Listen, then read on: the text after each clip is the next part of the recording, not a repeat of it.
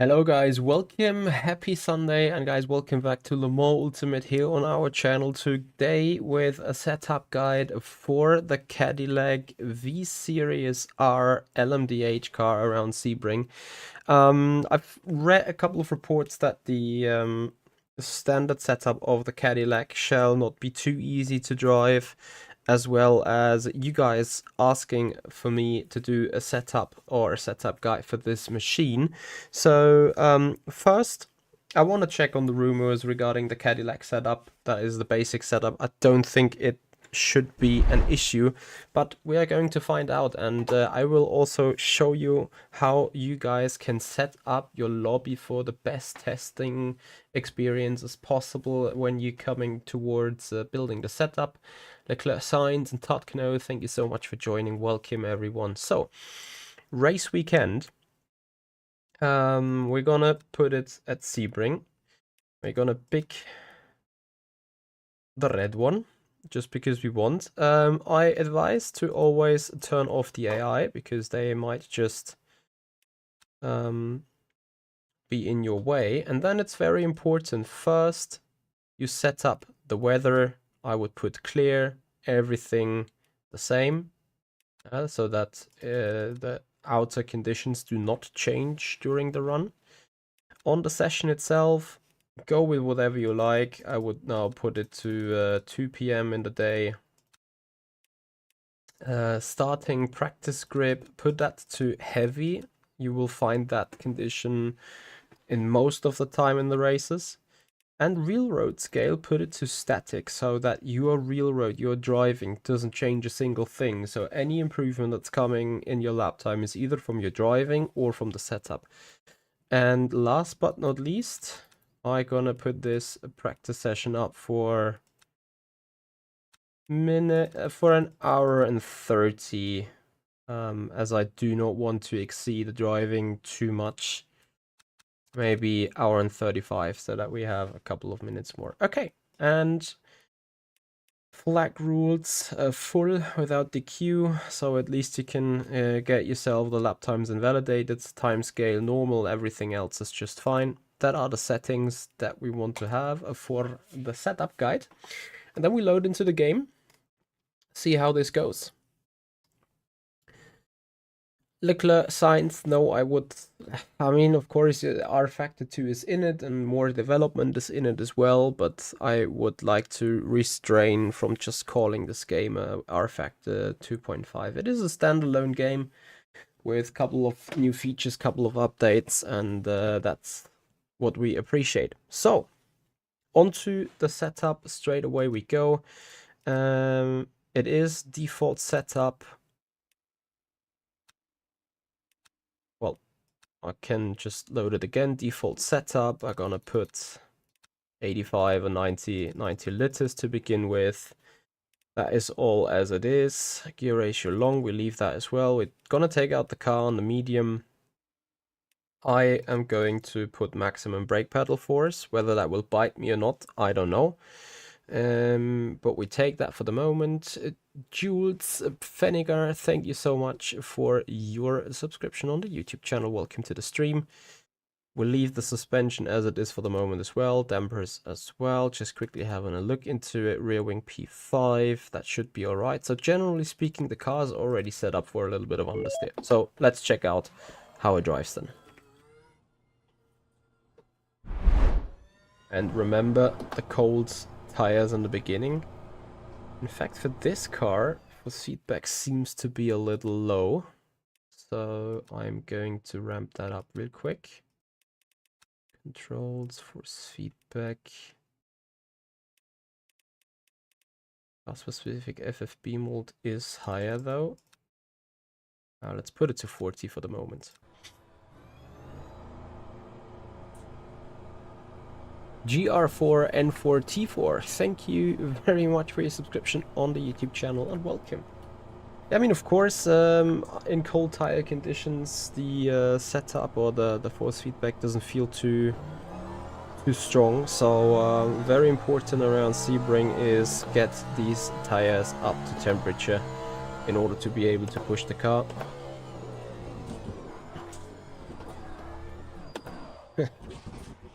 Straight to the barrier we go. Okay, let's see. I am not sure whether the reports actually stated that the default setup was just bad to drive around Sebring, or whether that was for any other track as well. Either way though, we're testing this here now at Sebring, which will be a good one for the suspension anyway.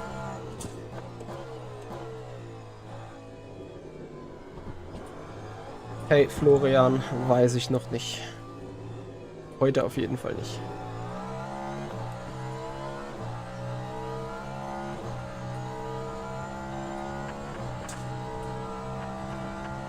Yes, Palom, because it is balance of performance, and virtual energy is the adjustment for the for the balance of performance. So it is made sure that the energy is the sizing and the limiting factor, and that takes longer than taking the fuel. Taking fuel for LMDh and LMH cars is completely irrelevant in terms of strategy. It's only about the virtual energy that you burn.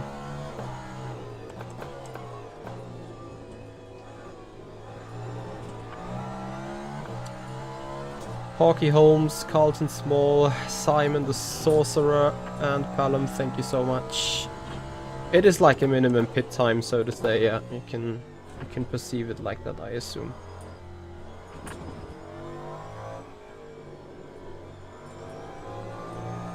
Maximo Diaz Rivera, thank you for your subscription, and Elias Pinoli, thank you for your follow on the Twitch channel.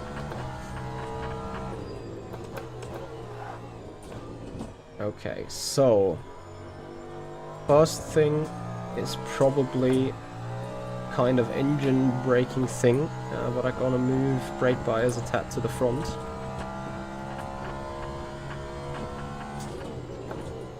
Then we go for the first lap and see how the car feels.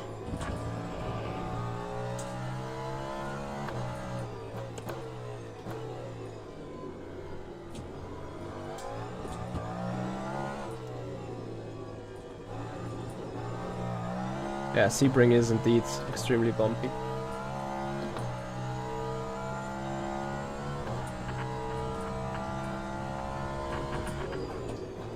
Well, Palom, there is a tutorial video about virtual energy on my YouTube channel where I have stressed about the fact that you never may run out of virtual energy at all, otherwise it will bite you back.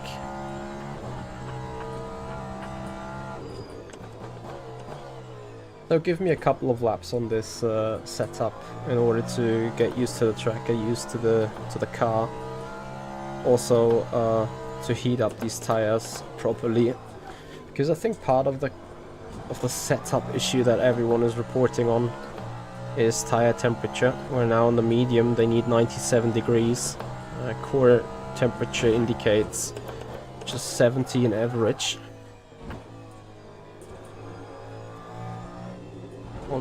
Although I got to say that rear end behaving is interesting. As the brake migration has been set to the front, gonna put it a bit higher still. Hyperactive, thank you for the follow and welcome on the stream.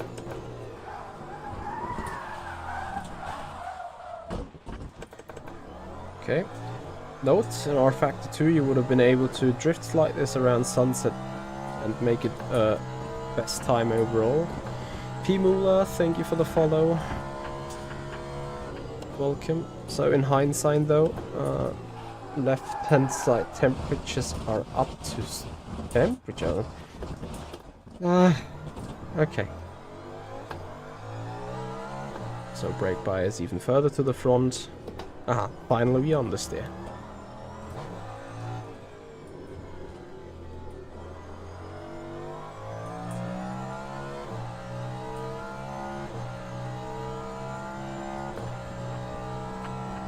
I mean, I get that. Maybe a feature that we could bring in. Still locks the rear tires a lot.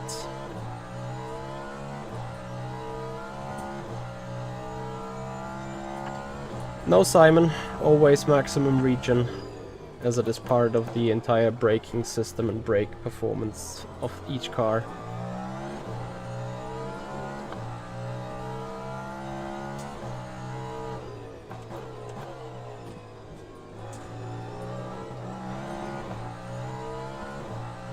Well, the car doesn't like the trail braking too much. Hyperactive, thank you so much for a Prime subscription on the Twitch channel. Massively, massively appreciate it. Alright, brake bar is even further to the front. What is the maximum you can put? Is 60. Let's put 57.3. And hopefully we will find settings. Go back on that a little. But right now it is... and now it is starting to be a bit more stable. I think the biggest issue of this setup really is the braking. As soon as you trail brake, the car is easy to lose.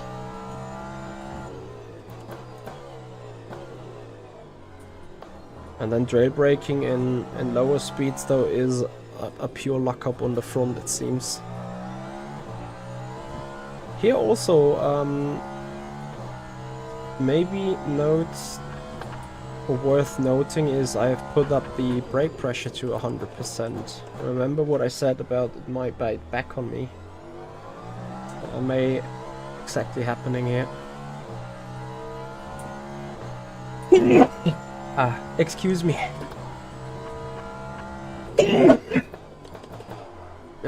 Awesome. Okay. So I quickly change some stuff.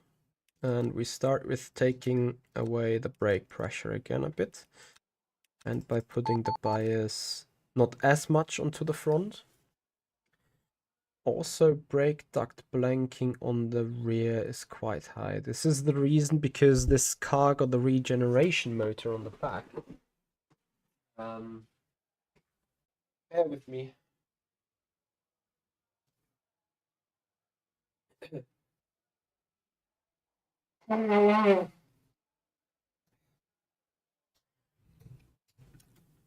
Awesome.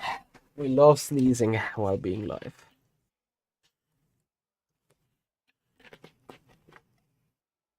Okay, so lower brake pedal force and ride height. Ride height, I'm gonna reduce it by 2 clicks. It should already help us in the stability a bit. And let's see if we need more of that then afterwards.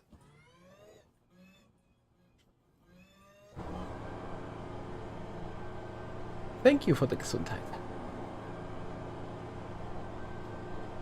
Yeah, LMP2 seems to be a popular car, really. Is it normal for you to not feel when your rear or front lose grip in the game? Yes.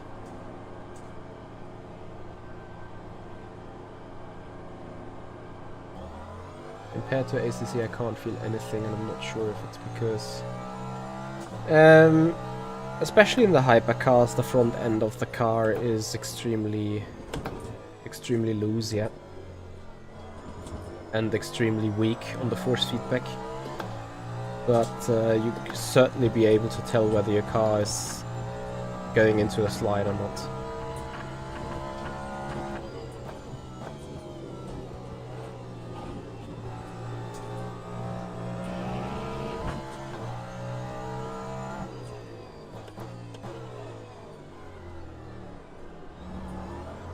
Well, I have to admit, putting down the maximum brake pressure, and I think the setup had even a couple of % less maximum brake pressure, has certainly helped with the rear.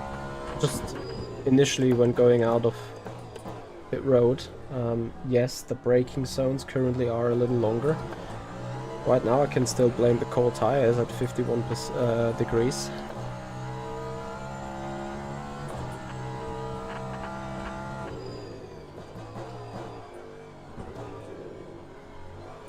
She's still beastie at the back. 56.0. What I just noticed, I think compared to many other standard setups, the Cadillac runs 7.7 centimeters in ride height. I think most of the other cars are running 6 point something. At the same time though, it's also running 5.2 at the front, whereas others running 5.0 still though. That is the only thing that really caught my attention when looking through the setup right there.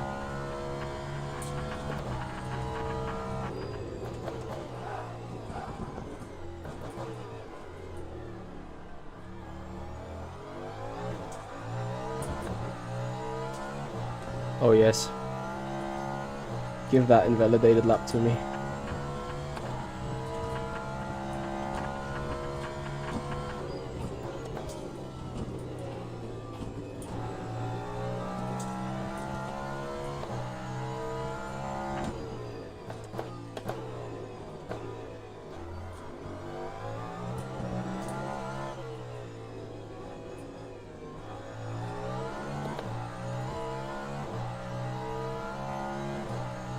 See the brake temperatures, but they look fine.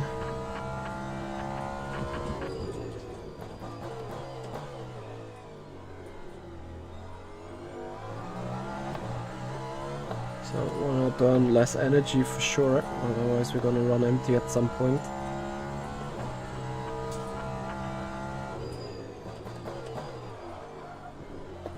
Yeah, I'm already at the maximum of the brake migration, I think. Check that. Yeah, 2.5 is the maximum. I'm already on that as per on the setup, which makes most sense in the car anyway. Alexi Lubrina, thank you for a subscription on the YouTube channel. Welcome.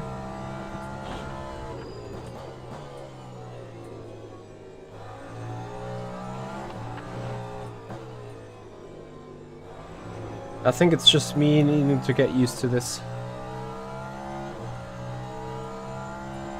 The Acura doesn't have the brake migration, I think.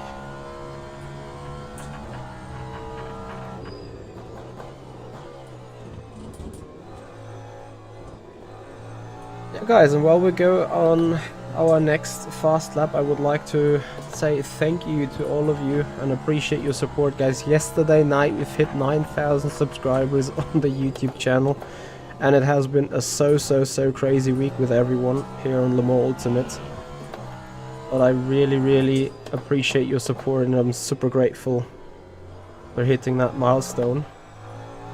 As you can see, we're already off to the 10,000. So we hopefully keep growing and keep doing good videos and live streams for you boys and girls, so that we enjoy the content all together. Edelson Medarius, thank you so much for your subscription on the YouTube channel. Welcome to the crew.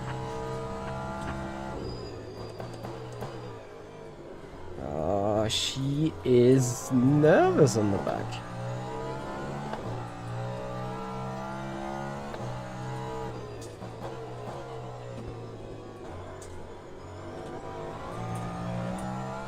Hyperactive, hello and welcome.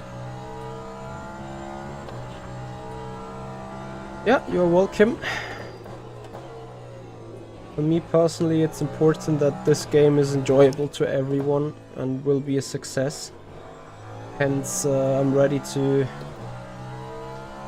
pay my tribute to that and to support it that way. Mr. Daniel King 83, thank you for your subscription on the YouTube channel. It'll run wide into sunset.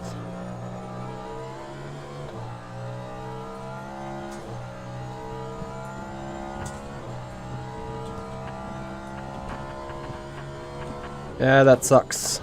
We had a kind of strong top split, I think, in the afternoon race already. I think that is still going though. So looking forward to maybe hear from other people how it went.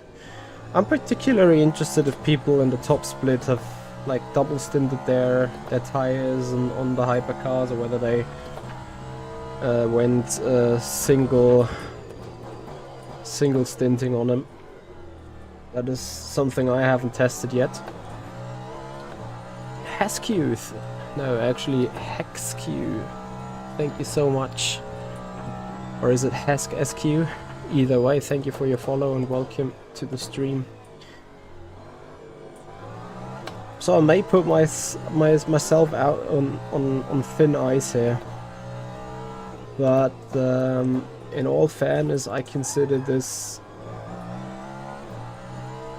the standard setup not particularly very easy to drive.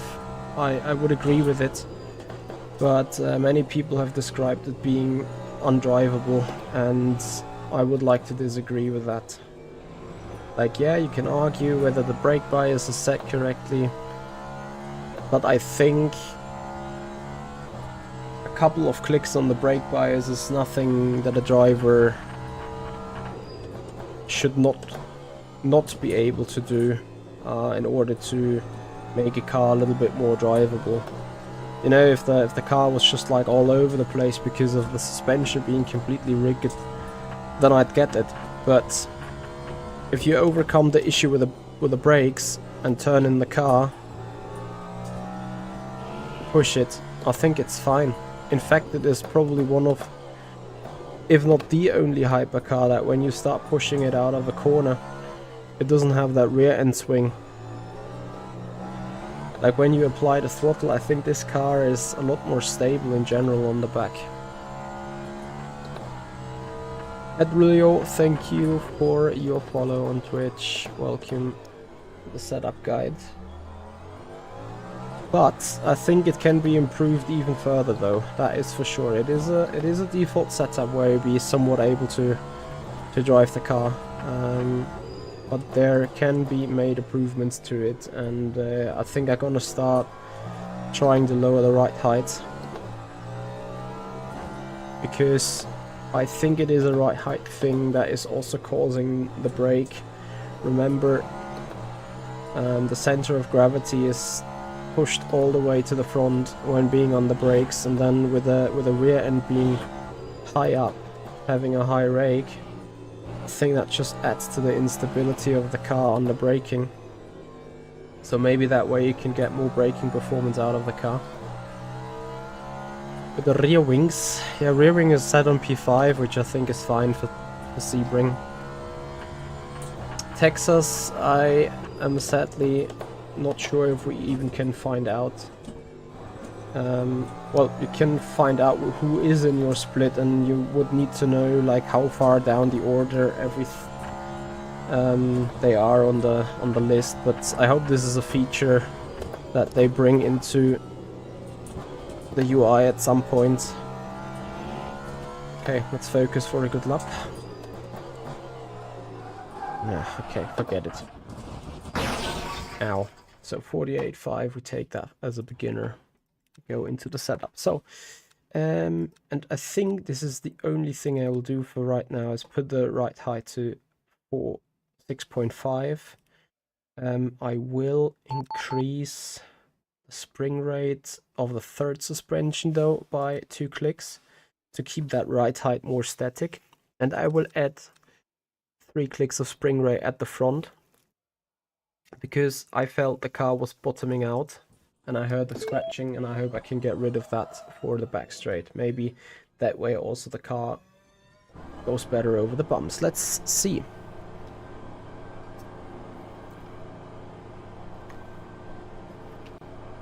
It's the same for RF2. You can only see the people that are entered or that have registered for the race. They be sorted in display according to the rating. But then since it's multi-class, you can't really see on a good scale which split is you're racing in. Which is my favorite, LMDh or LMH? I think I'm more with the LMH, because the element of the front wheel driven hybrids that the four-wheel driven car in general above certain speeds is a bit more interesting to play with. Manifold, thank you for the follow and welcome to the stream.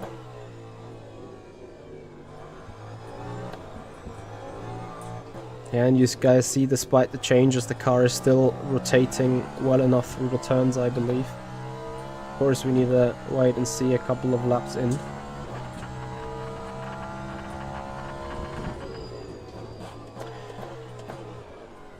And then, of course, later on tonight, 8 PM, guys, we are live for the 2.4 hours of Le Mans. We're going to take part in that special event that has been held 4 or 5 times already today, over the weekend.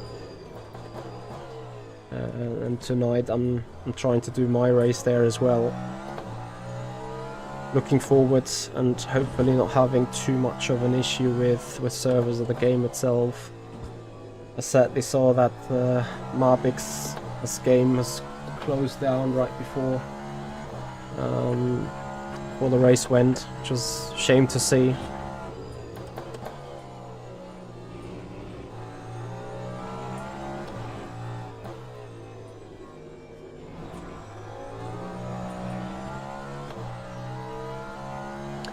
Visually the most, I do love the Porsche, I do like the Caddy, and I do like the Ferrari. So I'm still scratching on the ground here on the back straight.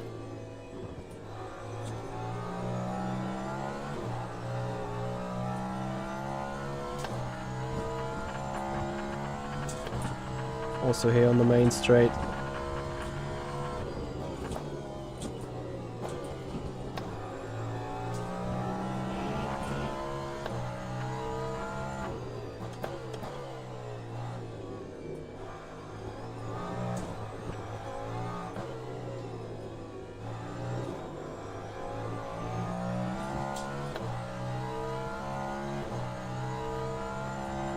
And if you guys don't want to miss out on the race later tonight, once again 8 PM Central European time, the stream will go live. We're gonna do an hour of warm-up roughly before getting into the main event at 9.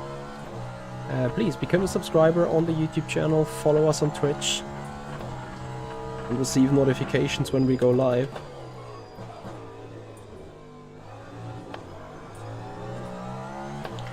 Hey Fugi, how are you doing? You were in the first race yesterday at 3 PM that crashed due to a server controller issue.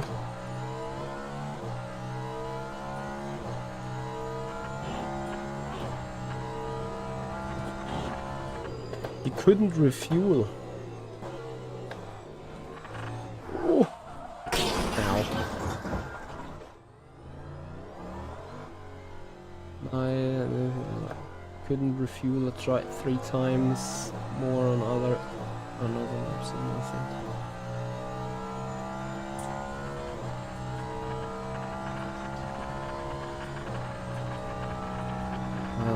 That sucks. Yeah, okay. Does anyone know how the current splits are doing? Saw a couple of streamers being live with it. Maybe 203. I think floor damage is not too much a topic in the more ultimate. So if I didn't die in the triangle chicane, I would have probably made this lap already a PB, despite it would have been the first lap after the pit stop, or after just coming out of the pits. So tires now getting their temperature. JPS, what exactly are you struggling with on the brakes?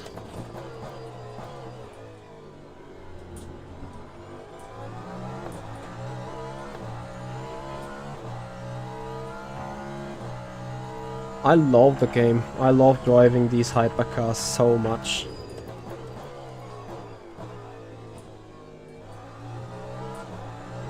So despite the braking issue is still a thing, you see that even in heavy braking zones, when the rear is about to step out from the braking, it's not as severe as before. Yeah, JPS, then you are braking too hard. Try reducing the maximum brake pedal force in the setup, or adjust your braking.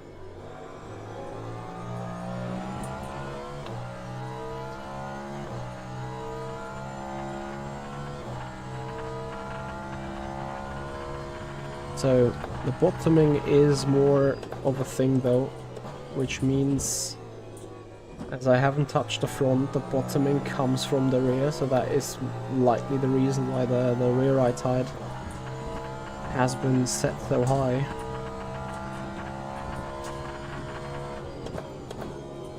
Yet though we improve our PB by half a second simply from the car being more stable into the braking zones and also somewhat rotating here into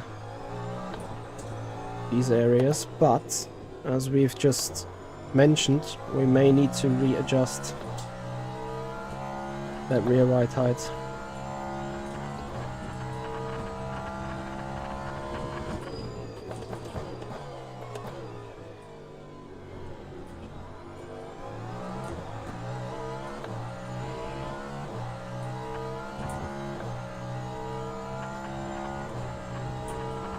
Yes, same happens on RF2 and LMU, but this is the reason why I've put the rear anti-roll bar, no, not the rear anti-roll, the rear third spring into place. So the rear third spring should be controlling that right side, because, you know, Sebring is such a bumpy track. I don't really want to put the spring rate too hard. So I will do instead is I'm gonna put a centimeters of packers, and I'm gonna re-raise the rear right tide and put the spring rates of the third spring up by another click. Additionally, I put the slow rebound bit up. That should keep the weight a bit better located at the back. And then for the initial brake, wow, we can crank that up so hard. For the initial brake loss, I go a couple of clicks upwards here with the preload.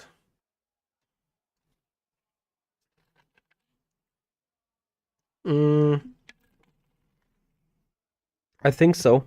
You put packers into these cars in order to stop the suspension from traveling. So if you have like a 5 centimeter travel way on the suspension, and before bottoming out you put like a centimeters of packer, so you limit that that travel of suspension to 4 centimeters only.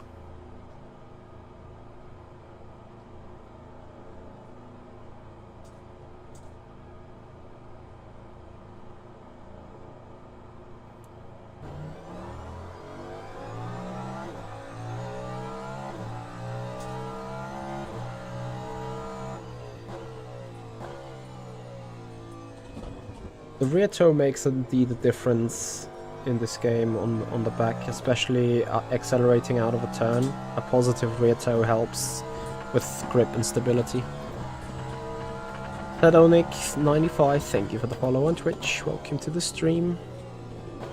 So with the setup changes that we now have, we should encounter less bottoming on the straights, therefore a little greater straight line speed.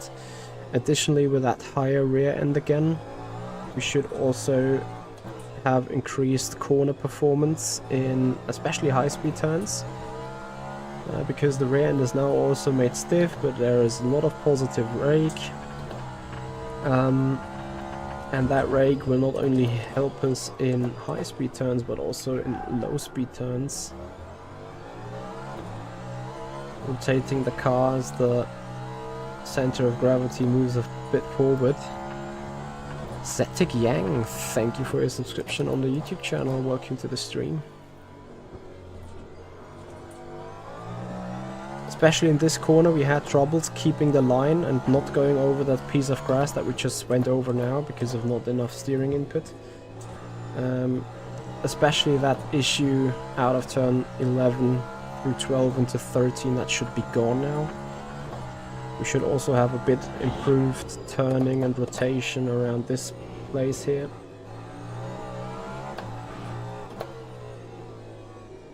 And obviously we're gonna clear the curbs a little better than before.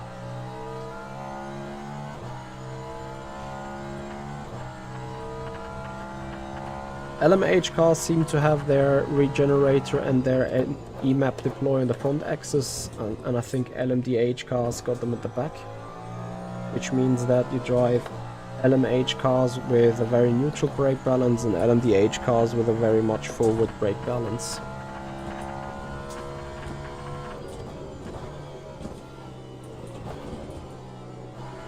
So again, here we need to compare the second lap. I think the second lap was the 48.0.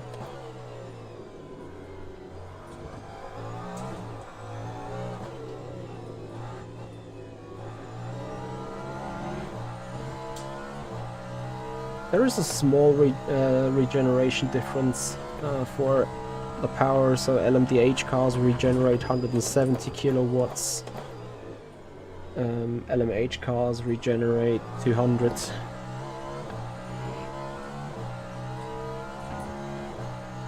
What do you mean, is there a difference in terms of size?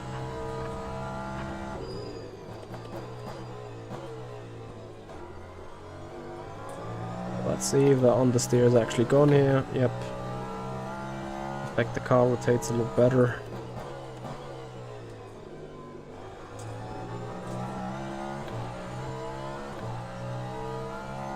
Spring does not necessarily help with the braking.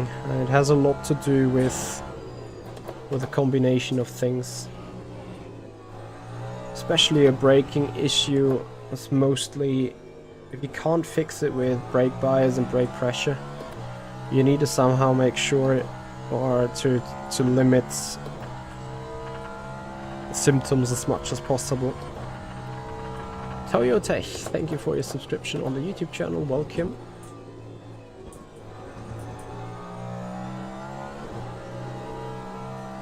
So, second lap, here we go. Still reduced straight line speed, maybe a tad better. Better rotation through turn 1.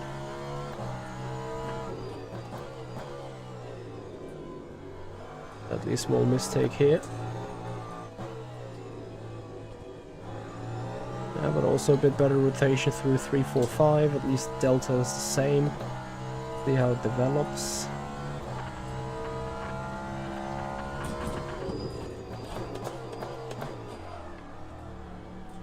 Damn it. I was going ever so slightly faster onto the back straight.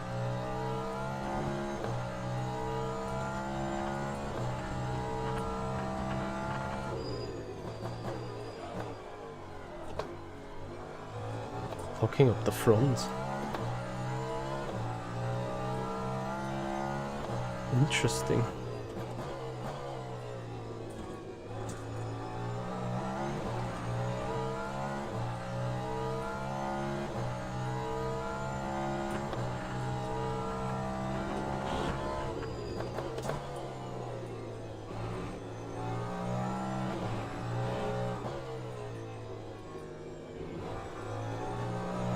So we give this another lap as we have potential in the car.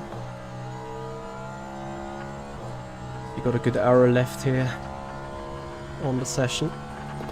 Once again, I've set the railroad to static so that we can make sure all improvements that we're doing are coming either from the driving or from the setup. Of course, the driving is developing along with the setup as well.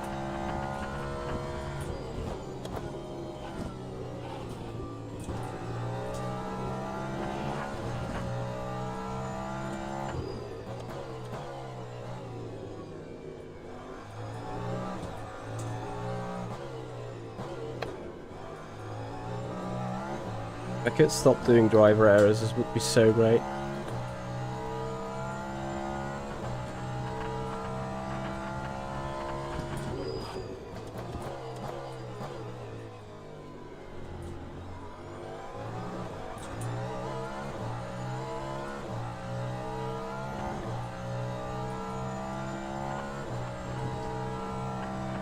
Mickey, have you made sure to not hit 100% on the battery when you go braking into a heavy braking zone? What you described there sounds to me very much like you're hitting 100% on the battery, the regeneration stops, and then all your brake bias is too far at the rear and you spin. Alonso, I agree with you. Looks amazing. Feels amazing, drives amazing, is a big challenge.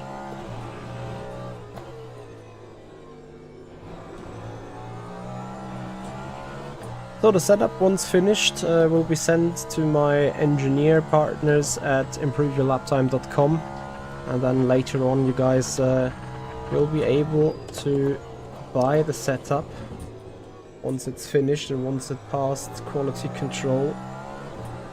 And I will then put the link into the video description down here. So sunset is still approvable from the driving POV. So I'm trying to do that now. A solid turn 1. Maybe also no driver mistakes into 5. Therefore into 3. I'm doing this great, you know. Eliminating one mistake with doing another one. We need to see whether we can improve performance of the car. Ooh. Now we did an esports slide here, but as you can see it's not necessarily too much faster. And it is more a mistake rather than an actual benefit. I need to see whether I can improve the situation of the bottoming without getting back some other unwanted effects, such as the braking instability on the back, because the instability of the back, I've thrown away the lap now, that has surely come from the rear right tire being this high on 7.7 or 7.8 centimeters. Because, you know, the braking is not really that much of an issue in the high speed turns. It starts being an issue in the low speed turns when the air that flows over the chassis is not pushing down the rear end anymore, and then the center of gravity keeps moving forwards. Felix Förster, tonight 8 PM we are driving the 2.4 hours of Le Mans, so we're going to go into a 4-hour live stream on an online area. Oh, I need to focus for the lap.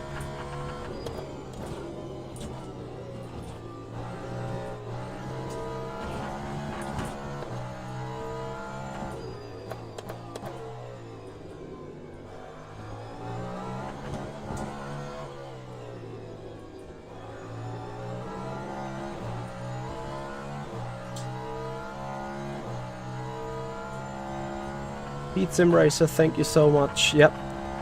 James Baldwin has put a lot of pressure on us. I'm losing that stupid rear again, and this time all the 210s are gone. James Baldwin has put a lot of pressure on us on that race. Almost cracked as well. Rear end wanted to step out, slide out. I really need to see what I can do with that rear end regarding the bottoming, and yet no losing of the rear into braking zones. Cedric, hello. How does the virtual energy works? Cedric, go onto my YouTube channel, you'll find a playlist about tutorials, beginner's guide and everything regarding Le Mans Ultimate. I've done a 40-minute video on it. How the hybrid works. There you go. My bot just in time relayed that link to you now. So have I finally broke early enough for sunset? Yep, looks good. Could be a new PB. No, it won't. So we keep a couple of tenths in mind to still get there. Let's see.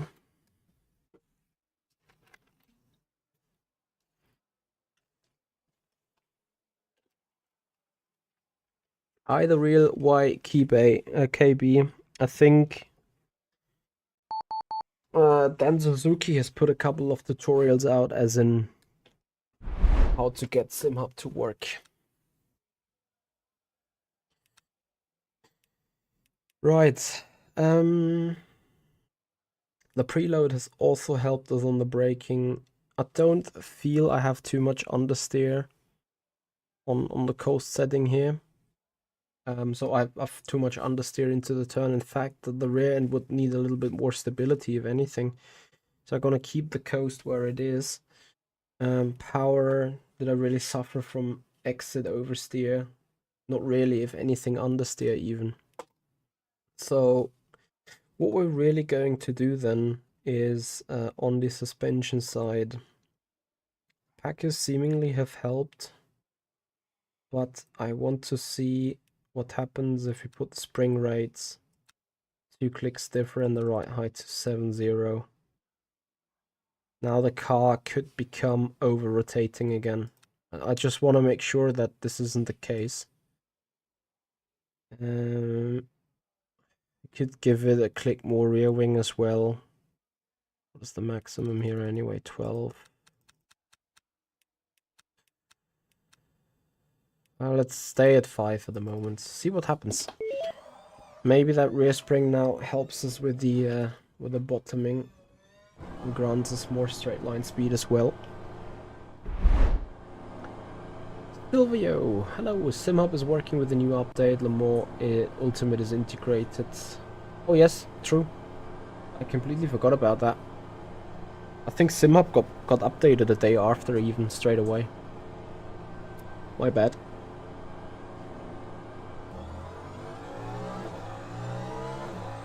But still, I think Dan Suzuki has done some guides on as on how to get tiny pedal and stuff working. So if you're interested in that, check out his channel.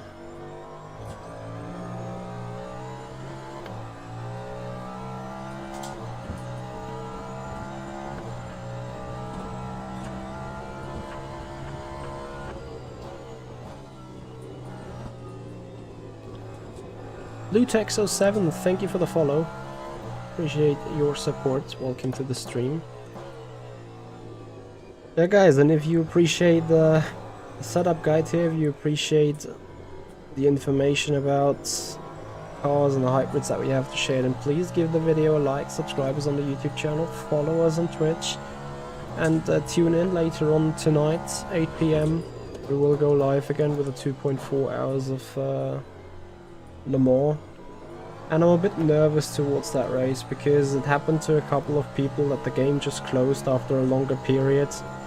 And I'm really scared to be suffering from the same issue, and I hope it won't happen. But we'll have to see, of course.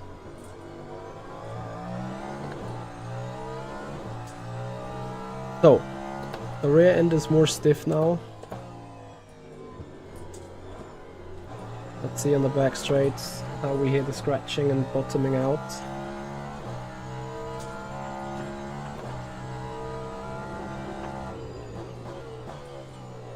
Rage Enema, thank you for the follow. Welcome to the stream.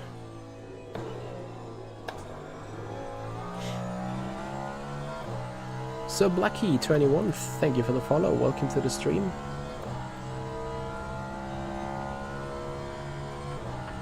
Now, yeah, now the bottoming is starting, and I consider that fine. That is just a little bit bottoming. Here you will bottom anyway due to the road's conditions. But you see it on the timer at the top right straight away. Improved bottoming. So now how is the balance?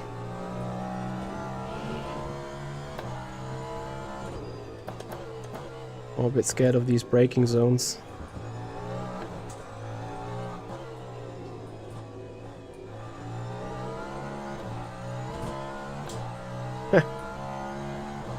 Tenth ahead on the first lap. You got to be kidding me.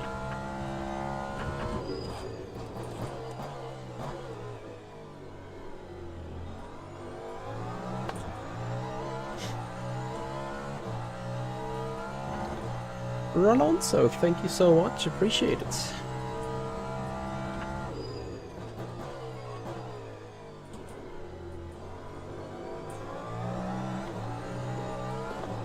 So let's have a look whether we have an advantage in top speed on the back straights.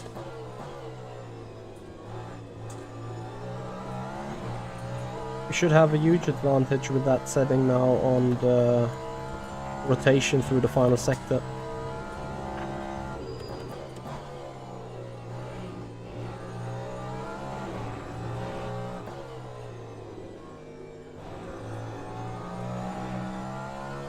It's almost too much. Let's see. 310. Delta's still rising. Now it's stopping. Eventually it's coming down towards the braking zone. But I would need to get better exits out of the final turn to really compare.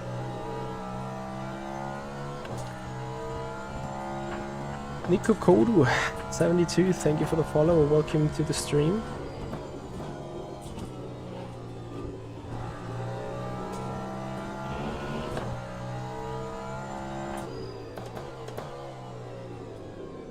Whoa, that car rotates, oh my god.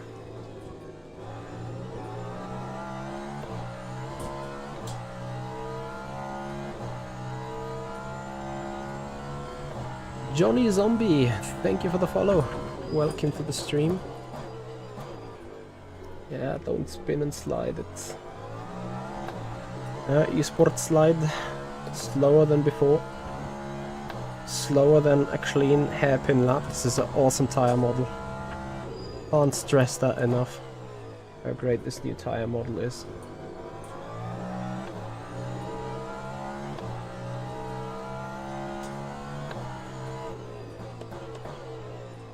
I'm throwing the lap away.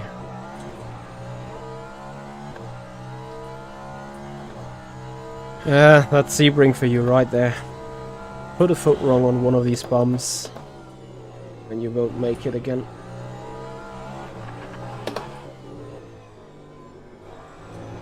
Maximum tire out onto the curb.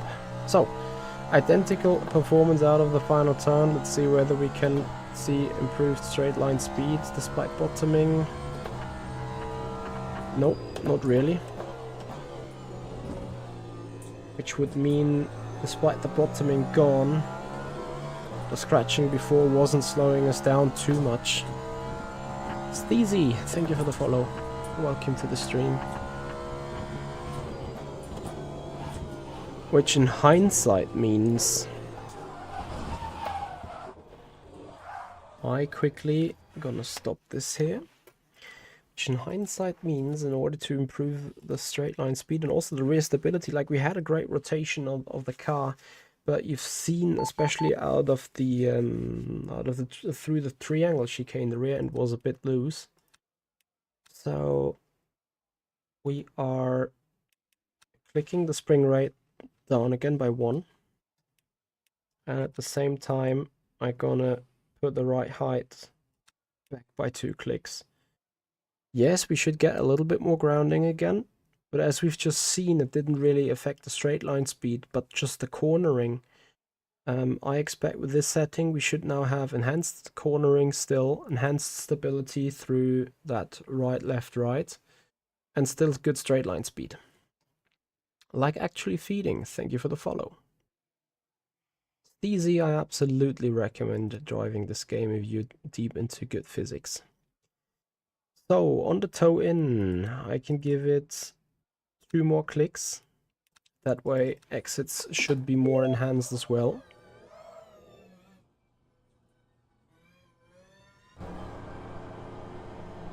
Third spring is a device that controls the static or the dynamic right height you drive.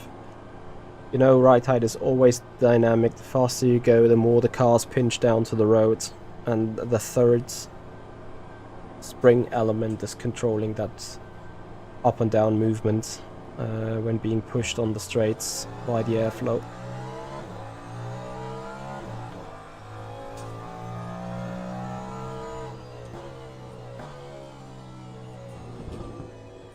So we have in mind that with the setting that we had before, we could at least do 210 faster, at least in the middle sector.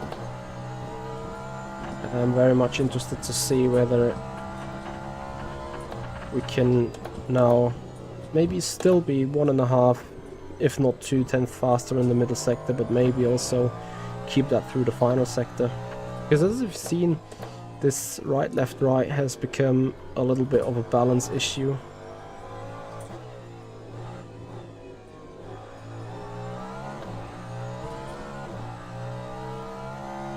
Also, the issue that we had here into the hairpin from braking loose on the rear and over rotating with the back should now be a little less severe as well. Silver Drive, hello, welcome. Sorry, Silver Dive. I shopped you an R in the name.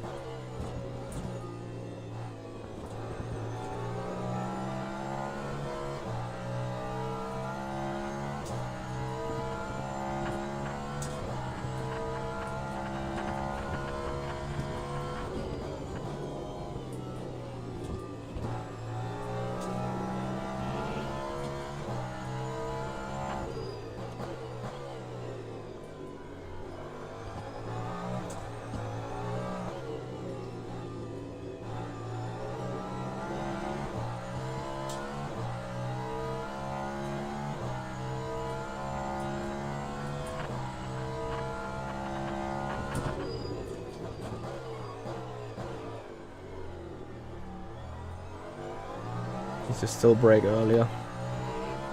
Or increase the brake pressure again.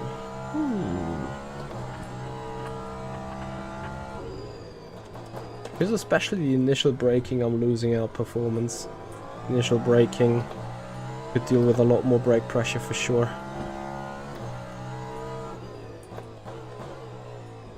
Just a bit scared of over braking it into the slow speed at some point then.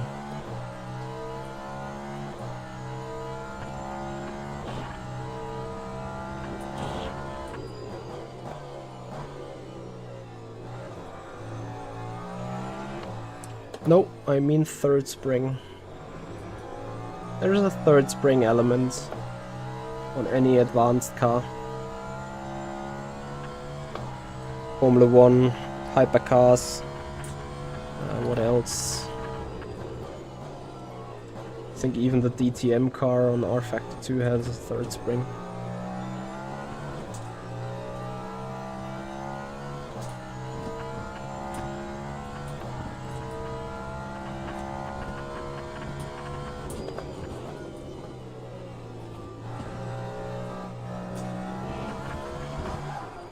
Too much of the gravel. Okay.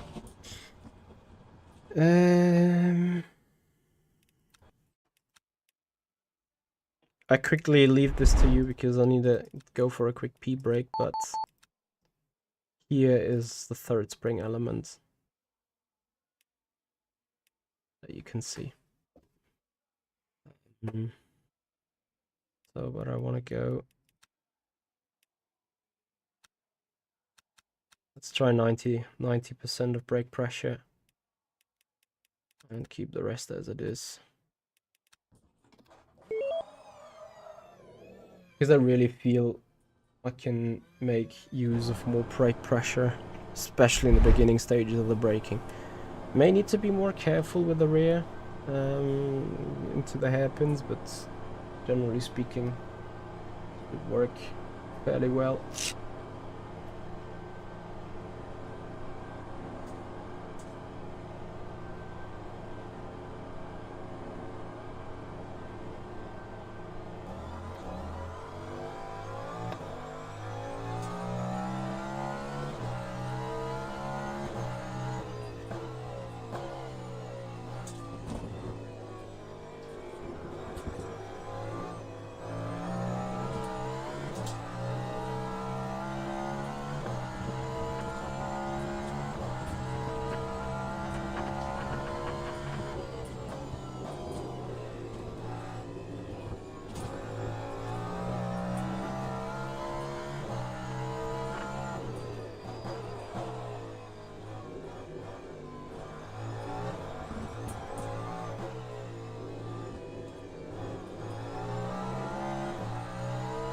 Well, let's see. Prepare for a spin here in the hairpin.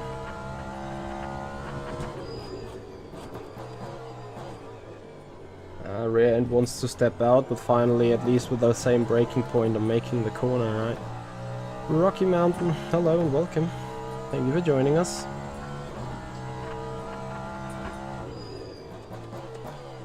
And once again, shout out to all of you guys. You guys have pushed the channel a lot in the last week, and last night we have hit 9,000 subscribers overall on the YouTube channel, which is so great. I'm so grateful for you guys enjoying that with us together.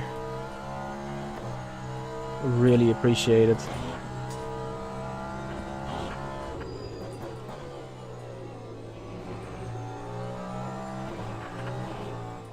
That curb. I hate not being able to ride it. Because of the perfect racing line, it needs to be ridden.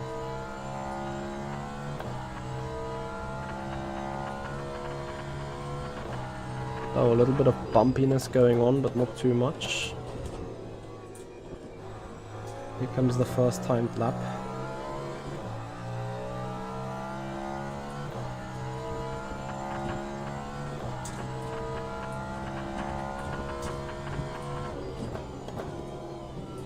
Alonso, I appreciate the words. Really appreciate it.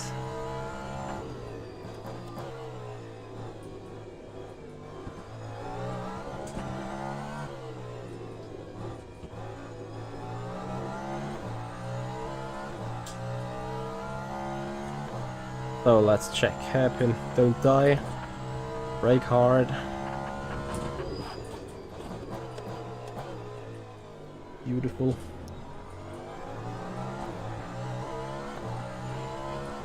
Ferdi Istanbul, hello and welcome. We do not know whether the GT3 cars are really coming or not for the 2024 stuff. Or generally speaking, if 2024 stuff is coming and when. First, I'm interested to see that all the bugs and all the issues and all the planned game features shall be in, and then we can speak about DLC. Yes, the curb on the Fuji final turn exit on the outside, that pulls you, for instance. And usually the Sebring curb would pull you as well, but this one makes you rather spin. You can at least ride that one. So, onto the back straight we go. Bottoming or not, we're gonna find out soon.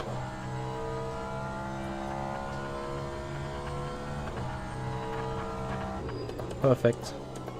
Heard a little bit of scratching, but no big deal.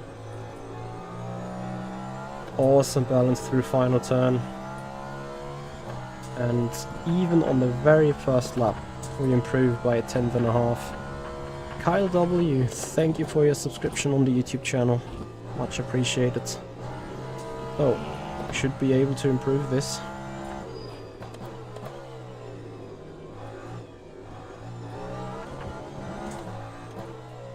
I tell you though, most of that time has been found on the brakes.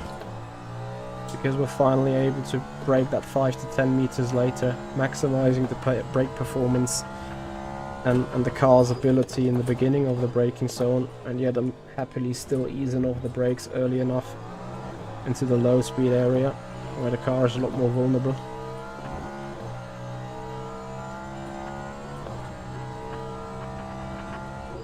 I don't know who said that. Maybe he had information I do not have. Maybe he's seen a roadmap that I haven't seen yet. I mean, I won't outrule it, so I'm not judging whether the guy is right or wrong.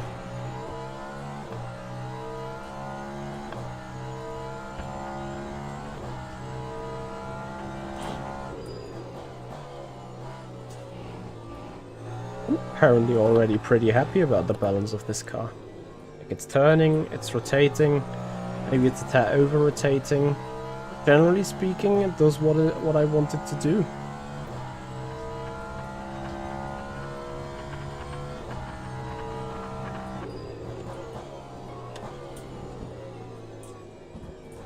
Was a bit too fast into it though. We're still gonna improve by 80 thousandths, 90 thousandths. 295.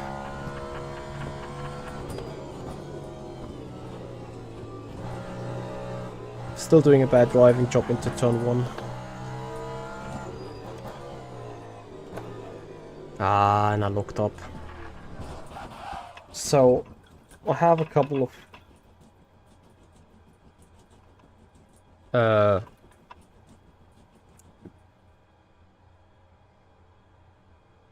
You're not supposed to do that.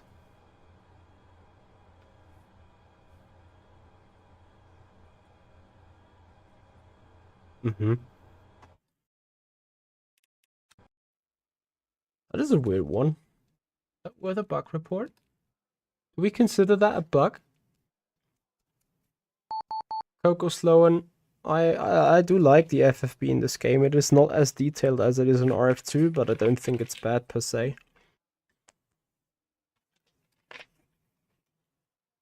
Let me quickly check that.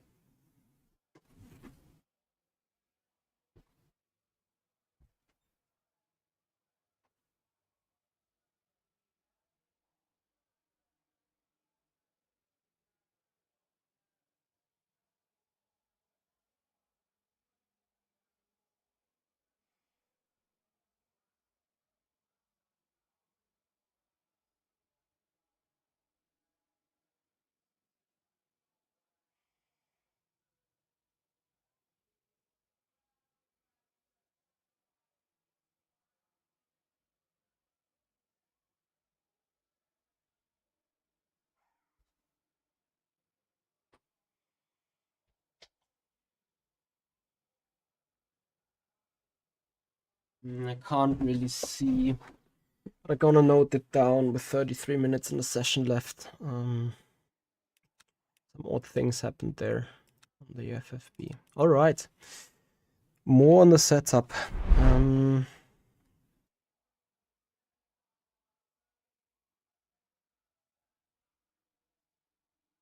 want to see really if I can open the coast a bit more. Maybe even though stiffen up the power a tad. Just, although the power, like I have the biggest issue when coming out of turn 1 the moment I put the throttle on. The car doesn't keep rotating. Valo, thank you so much for the follow. It's... What? Try and get lower a bit on the front end. Just a little bit. Might help. As you can see, building a setup is not always straightforward.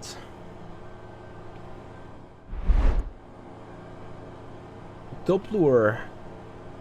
I noticed if you bring the wheel all the way to the lock, it bounces back. Yeah, but that is wanted, you know, like this one. That is kind of wanted. That is, of course, feedback. It's not wanted what it's doing right here as well. Here's it, you know, it starts swinging up. What is wanted though is this one. This is extremely powerful, as you can see if I just let the wheel go there. This is wanted as this shows you what is your maximum bump stop. And that is also why I told you in the settings tutorial that I did to have that bump stop range high enough set. Yeah, Topkno potentially breaking the wrists, yes, but you know, if I keep spinning and hold the wheel, nothing would happen. The only problem was it got an impulse from the left, then it got an impulse from the right, and it never erased itself. Instead, it kept reinforcing each other all the time, which I think is the issue. So that turn 1 felt good. Question is whether that was simply because of me being off the throttle or actually the front right heights. Oh dear. I may have introduced a little bit more oversteer again. Marvin, good evening. Maybe it's actually faster. Let's see. Remember, at the end of the day, the setup guide shall give you a better drivability than the base setup, and of course more performance. But at some points, I have to maybe go back a step again, because it may still go faster performance-wise, but it will come with a trade-off after a lot of with a lot of stability and worse drivability. But sometimes from an esports point of view, yeah, you need to deal with a bad driving car just to be quick. But of course this is not the aim we do with the setup shop. Marvin, P3 after the 2.4 hours, so the server and you game have survived, but that's great to hear. Rage, Enema, maybe on R Factor 2 I got such a video, so worth checking the playlists and tutorials on my YouTube channel.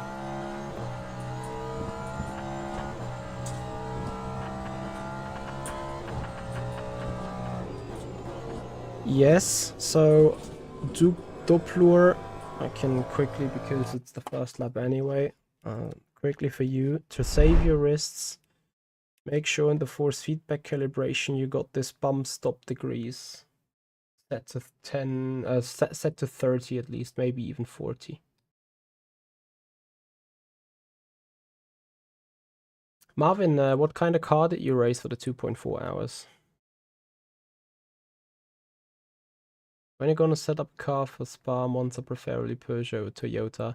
I don't know, guys. I need to, you know, I start working again in the office, like in my 8 to 5 job from Monday onwards again, and then my time and my focus will shift on a lot of things.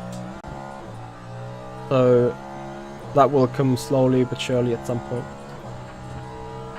Yeah, Rage Enema, you can still use the R Factor 2 video though, as the settings that you set there are close to one-on-one in Le Mans Ultimate as well.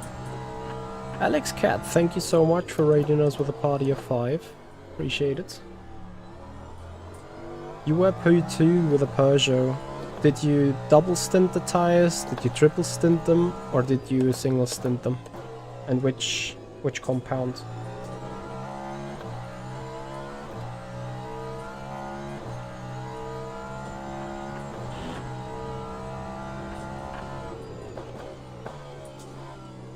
Yeah, King, it seems like... oh, come on. That curb. That is really annoying. The car cannot take that curb. In fact, since we got rules without the queue, I want to check something.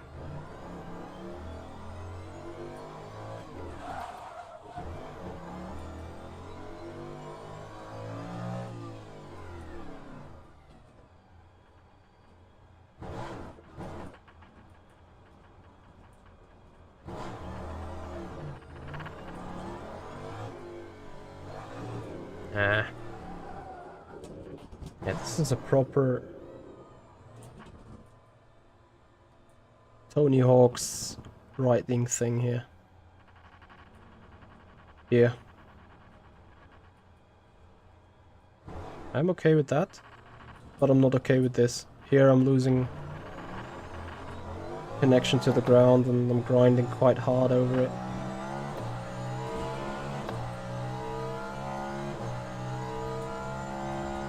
A random DT penalty. Alex, that sucks.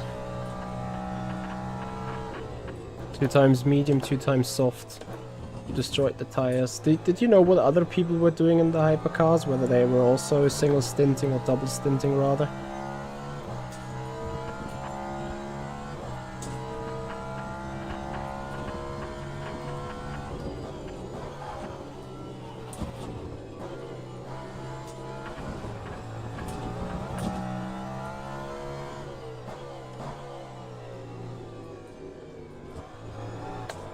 They did double soft in the hypercars. Interesting.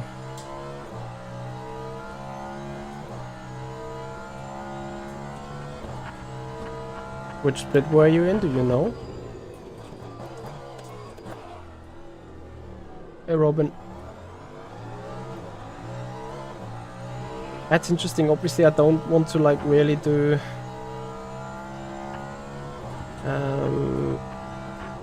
a full race run in the warm-up, but let's see, maybe I have to. Because I'm unsure yet whether I want to single stint the soft or double stint the medium.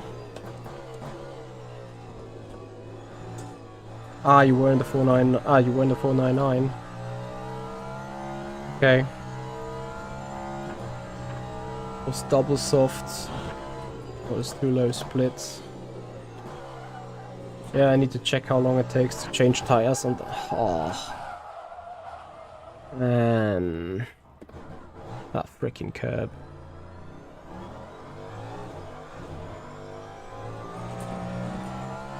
Darius, thank you for your subscription on the YouTube channel. Okay, I'm gonna give this a try now regardless. I need to, like, get the lap together. But I see that the front end is just becoming too strong now. So that means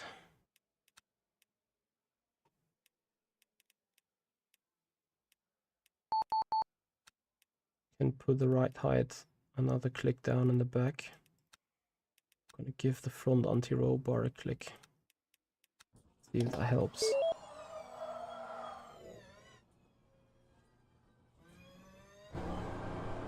Banval has won the race.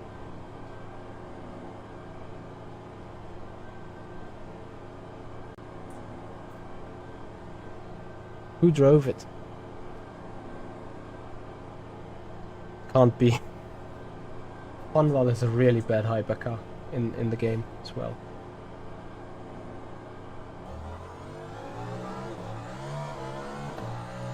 Okay, guys, I need to refocus a bit here.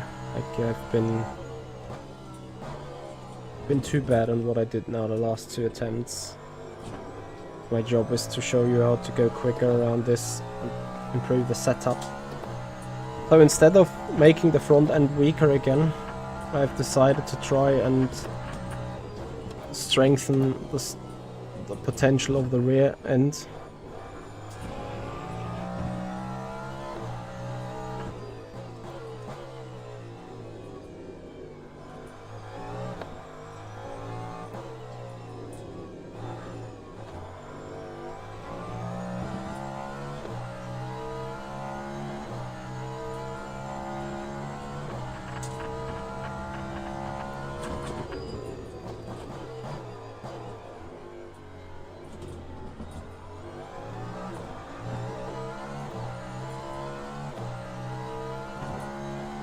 And then of course we do our 2.4 hour race at Demola.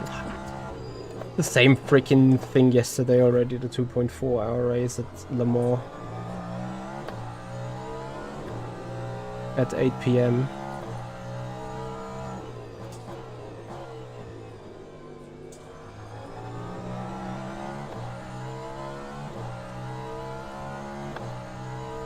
The Florida Boy Orange, thank you for your subscription on the YouTube channel. Welcome to the stream. Oh yeah, don't go die. Keep it easy over that stupid curb.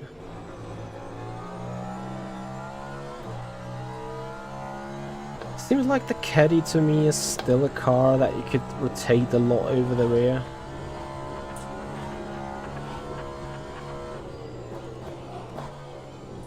As in, rotate too much over the rear.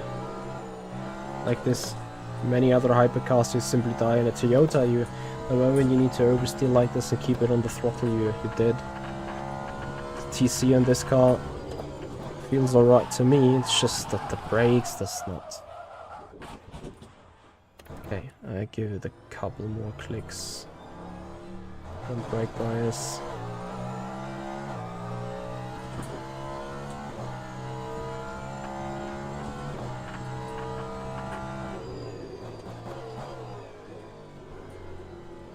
Suddenly the weird braking thing is back. We've seen not only into the high speed turns, but generally speaking towards the end of a braking zone, the rear end becomes sloppy again.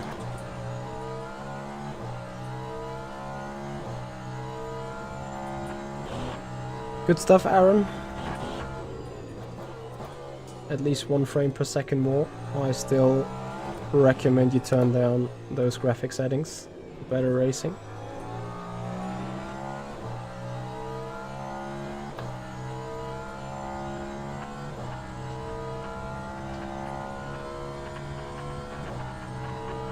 Not sure about the Porsche itself, but the Cadillac for sure has good potential, but needs a lot of work.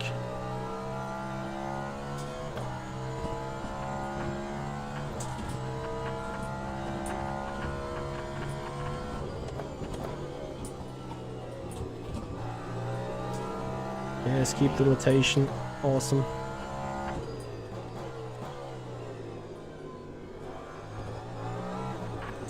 Completely missed the apex. At least the car does rotate. RPP Stoner. It's not freaking perfect, I assume. I think I put in a lot of grammar issues and pronunciation issues, maybe even vocabulary issues. I'm just used to talking a lot in English, and thankfully most of the people understand me. But it's not something special that I did. I have not been abroad. Only done school here, watched a couple of English documentaries and stuff. And on a daily business, of course, with the Simracing stuff that I do, I speak a lot of English every day, but it's not like I've done some language traveling or whatever. Most of the people do. I've been 1 week to London, that's it. Actually 1.5 weeks now, thanks to Formula E. Cobra Racing, yeah, but you might be needed to run a double stint on a medium, let's say. Maybe the soft cannot do that, but strategy means you need to do it.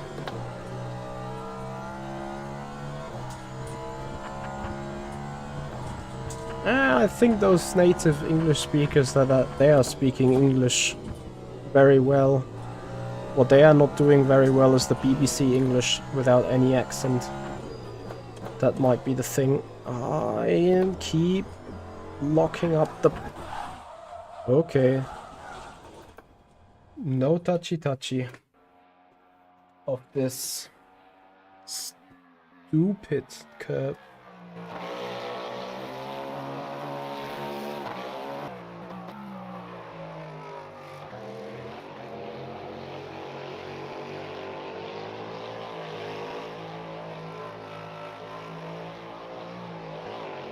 Just unlucky, I just got the wrong part of the curb. You know, like right there on the inner edge. Yeah, I've just cut it too much. Okay, but...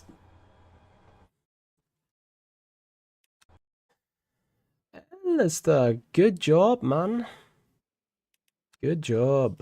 In the LMP2 I take from your lap times. Okay, go to the setup.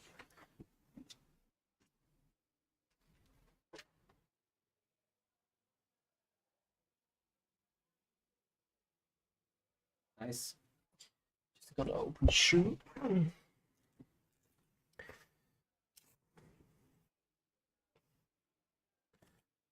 I'm actually 1.2 seconds off the 2023 with WEC quali lap of the Cadillac. Quite correct anyway. I think it also shows how realistic the game is. Simon, I could try taking out the fuel with the soft, and I'm afraid I will beat that time within 2 laps. Luke, hello. Could you post the complete setup on Discord after the stream? Struggling to get out of that 1 minute 52 in default setup. The setup will go into our setup shop after it's been reconciled and passed quality control by our engineers, and then it's up for sale. But I can't just randomly build setups and just send them around. I appreciate your understanding. The cars are a bit faster in real life indeed. So for this issue, what I'm facing now was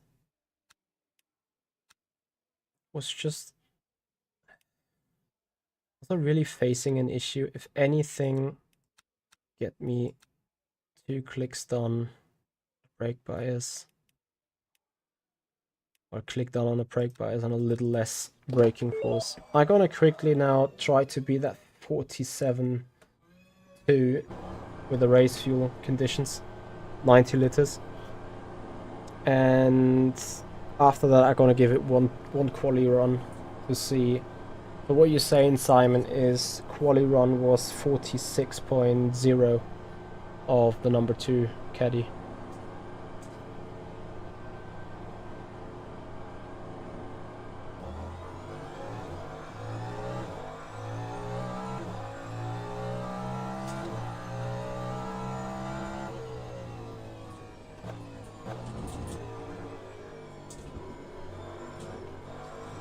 Ryan, I hope you loved it. Well, once again, Alistair, congrats for the win in the LMP2. Oh, I give this 2 or 3 timed laps.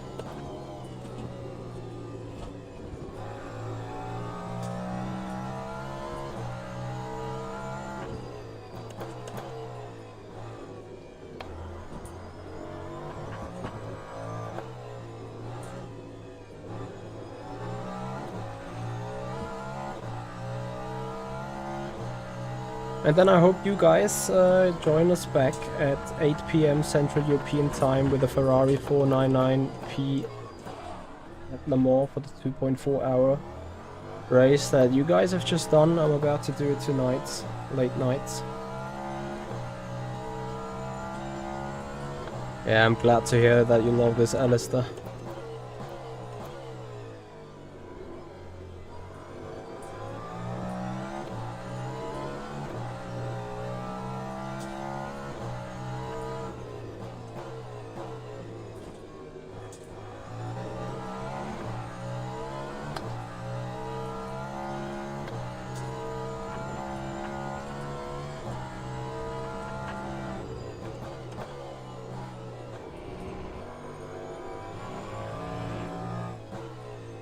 So 2 laps with good focus. Let's do this.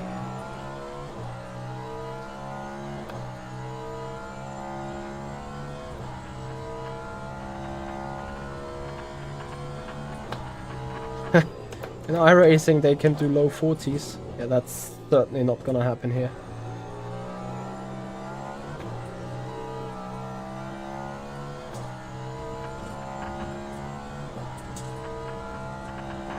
Cool. Yes, if you are smart with the hybrid and using it at better efficiency, then you can do it. Have an advantage. Since you're on the YouTube channel, I advise you to check out our YouTube tutorial about the hybrid system on Le Mans Ultimate Fully Explained. Hello Arno.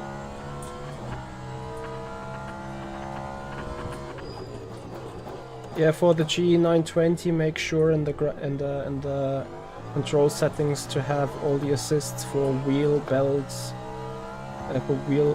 Belt rim driven wheels, wheel motors enabled. There is a couple of settings down in the settings menu. Oh, 47.0 should be possible then with this car around here. Let's go.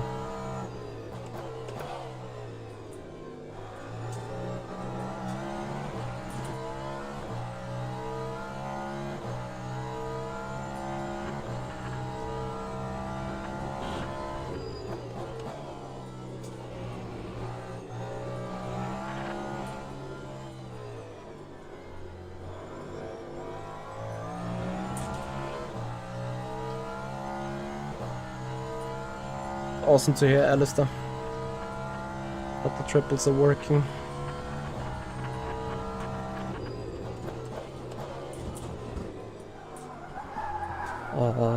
This is not supposed to do that.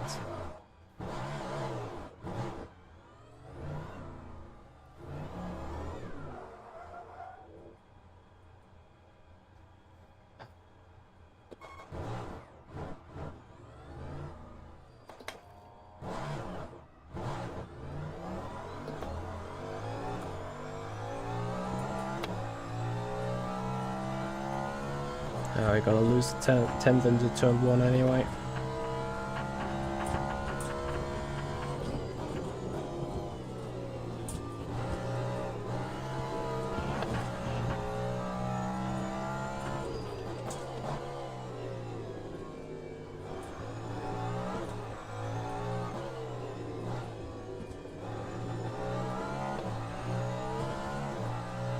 I will weaken the setup on the front again. It's pointless. Too rotating, it will not be good. Like, I mean, it will be good, but you guys won't be able to drive it comfortably.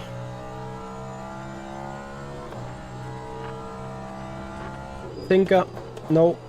You can set your deploy modes for fastest lap for whatever you want. It's completely irrelevant for your performance. Hey, Goodman.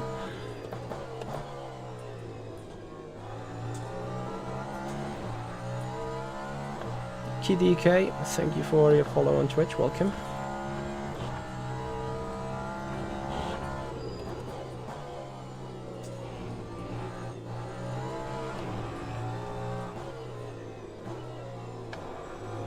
I mean, I could now say, look at this setup, how strong it is. When I get a clean lap in, it's surely a high 46. But I think it's just a tad too dangerous to drive with.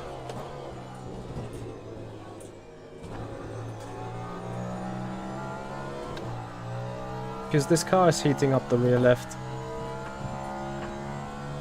Jonas Trax, thank you for the follow. Welcome to the stream.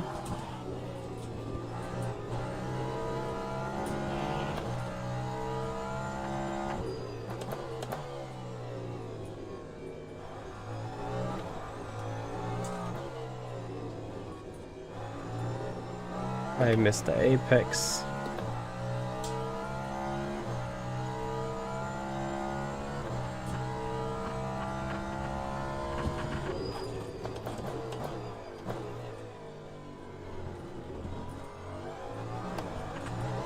Tied into the hairpin.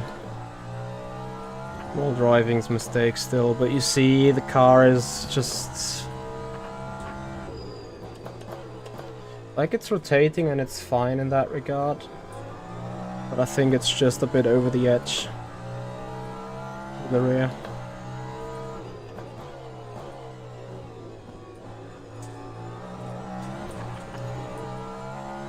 Oh, goodness me.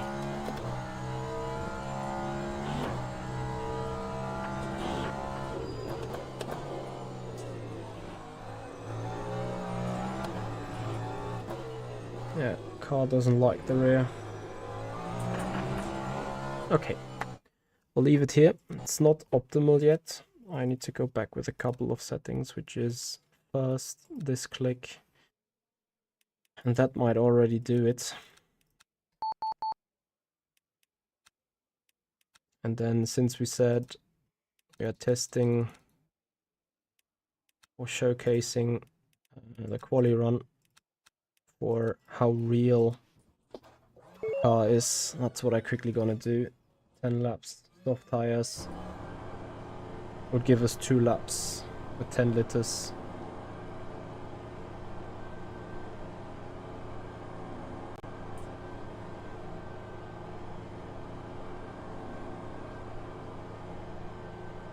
Hey Flatbed Poker, how you doing, man? Thank you for joining.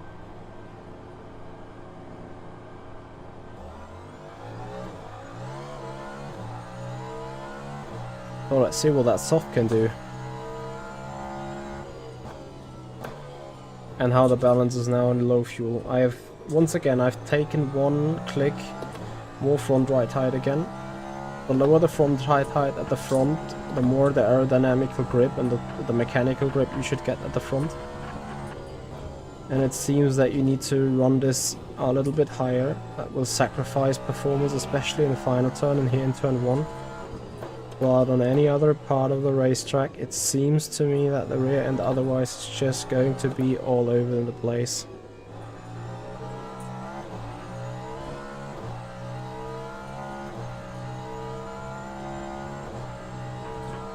Yo, Fabio, how you doing, man? I saw you had your struggles earlier on with the cars and especially with the sim. Sad to see that. I hope that future patches and future hot fixes will give you a better playing experience. You don't know how to brake. Which car?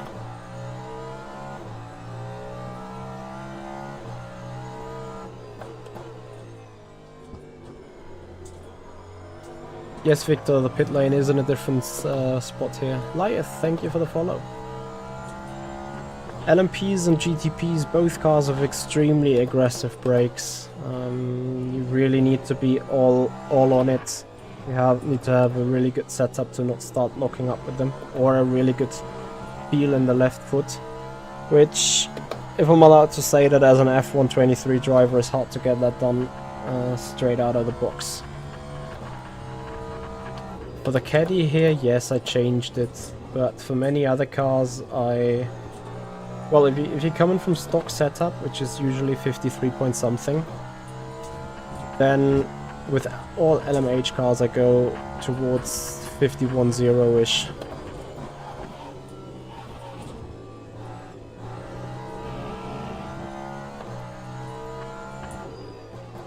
Apart from this, in this car I went even to 56. So the rear end is still too strong. Yeah, okay, I need to give the setup to the engineers, they need to fix the rear. Or I would need another 2 hours to fix the rear.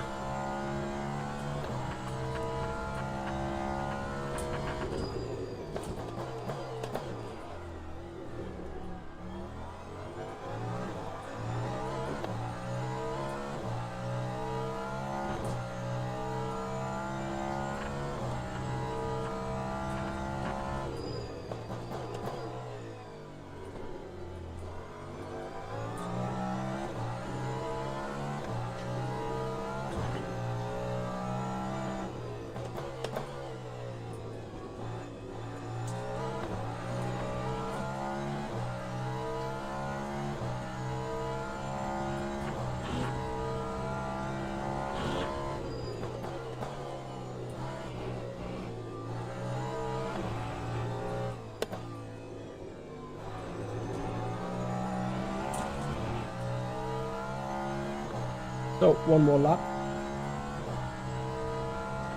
Then we check how far off the Cadillac is from the real life times. I think it's roughly a second too fast. Probably when you get everything right. We're now doing 46.2.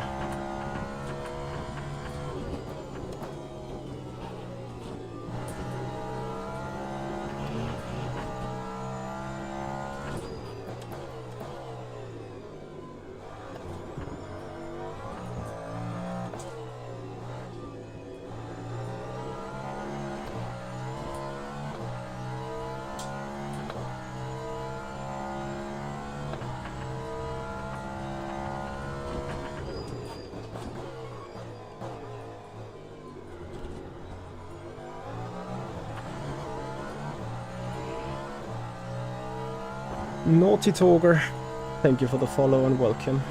Hey Calypso. Shit. Yeah, half a second was the benefit, or was the better lap time, lost 7.5 tenths.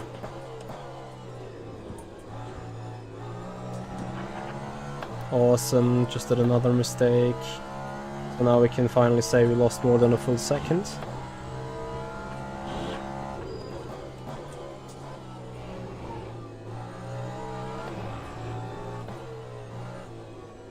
Car's not easy to set up. Like, now I'm scrubbing the tires, I can see that tire temperature goes through the roof all the time when pushing the car, which means now it's kind of scrubbing over the ground. Could be a perfect example for where a dedicated setup for qualifying and race might be a good solution. Yeah, and then in the final turn we take another 2 tenths in. So I guess we have at least mid 45, 45.5 is on the plate. Pretty sure. IMSA Pole 45.8. 1,000 miles of Sebring 45.0. Yeah, I think we're there or thereabouts, right in between that range. Flying Cake and Supra, thank you for your follows on the Twitch channel. So, yeah, guys, I'm saving the setup. I need to give it to the engineers. This is unfinished yet.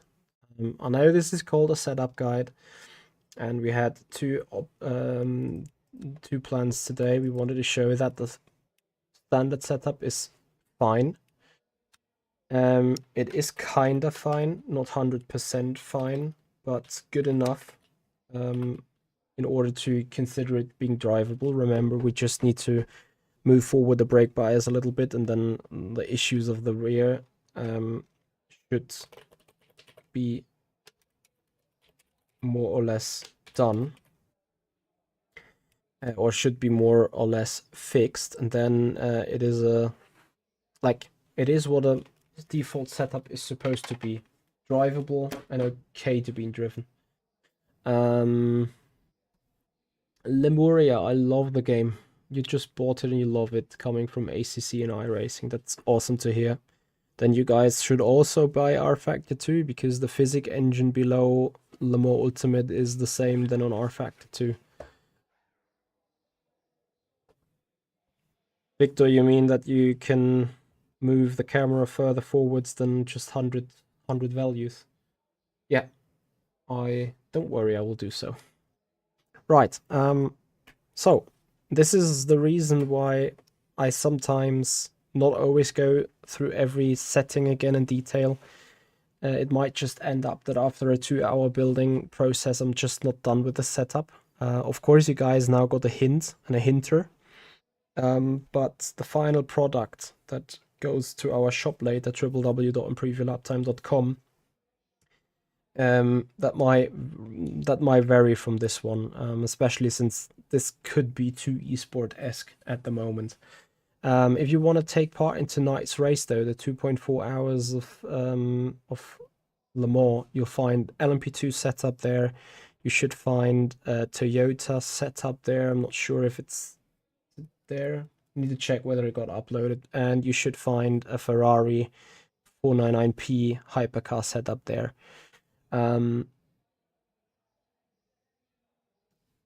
That is just for your information at this stage. And yeah, guys, then for the moment we go for a short break. I'm taking dinner.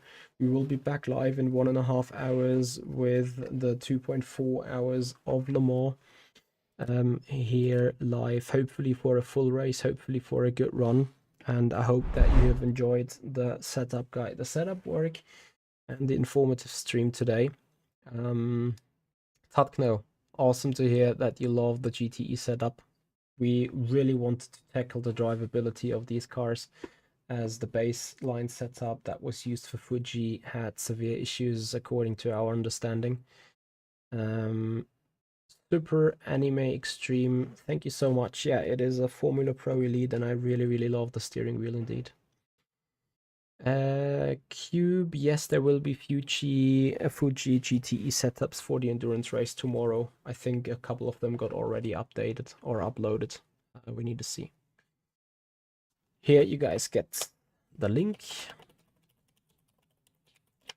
Feel free clicking it. This is where you'll find good and decent setups that provide good pace and decent pace, and that also provide good stability. Please note that this is not esports setups, and this is not 100% mega ultimate pace and maximum pace. These setups are there to be better than the base setup, to be a drivable thing for the average sim racer, and to still give a decent amount of performance. Have that in mind, guys. Anyway, once again, thank you everyone for watching. If you've enjoyed the video, give it a like on the YouTube channel, please. Follow us on Twitch and join us back at 8 p.m. Central European Time. Guys on the YouTube channel, you just need to stay on this video right now, as we auto direct to the stream coming up at 8. Guys on Twitch are gonna give you a raid, of course, to some Le Mans Ultimate players, and then I hope to see you guys back in roughly 1 hour 15. Guys, have a good one. Bye bye.